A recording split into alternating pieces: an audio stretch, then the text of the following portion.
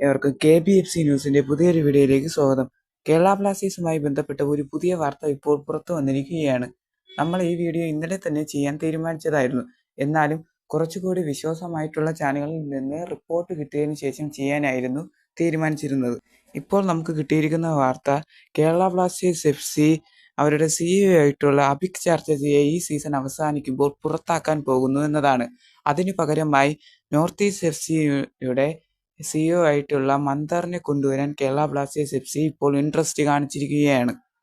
ഇത് നടക്കാൻ വളരെയധികം ചാൻസ് ഉണ്ട്. കാരണം ഇത് കേരള ബ്ലാസ്റ്റേഴ്സ് FC ആരാധകരുടെ പ്രൊട്ടസ്റ്റിന്റെ ആഫ്റ്റർ എഫക്റ്റ് തന്നെയാണ്. അതുപോലെ തന്നെ ഇദ്ദേഹം വരാനുള്ള ചാൻസ് വളരെയധികം കൂടുതലാണ്. അത് പറയാനുള്ള കാരണം എന്താണെന്ന് വെച്ചാൽ ഇദ്ദേഹം 2023 നോർത്ത് ഈസ്റ്റിൽ ജോയിൻ ചെയ്യുന്നത്. അതിനു മുമ്പേ വരെ 2014 തൊട്ട് 2023 വരെയും അദ്ദേഹം ബംഗളൂരു FCയുടെ CEO ആയിരുന്നു.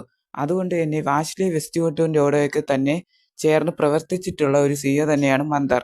അതുകൊണ്ട് തന്നെ ഇത് ആക്ച്വലി വെസ്റ്റ്വുഡിന്റെ നിർദ്ദേശപ്രകാരമായിരിക്കാം ബ്ലാസ്റ്റേഴ്സ് ഇപ്പോൾ മന്ദാറിന് വേണ്ടി ഇൻട്രസ്റ്റ് കാണിച്ചിരിക്കുന്നത്. എന്തു തന്നെയായാലും ഇത് നടക്കുകയില്ലേ എന്നുള്ളത് നമുക്ക് കണ്ടു തന്നെ അറിയേണ്ട കാര്യമാണ്.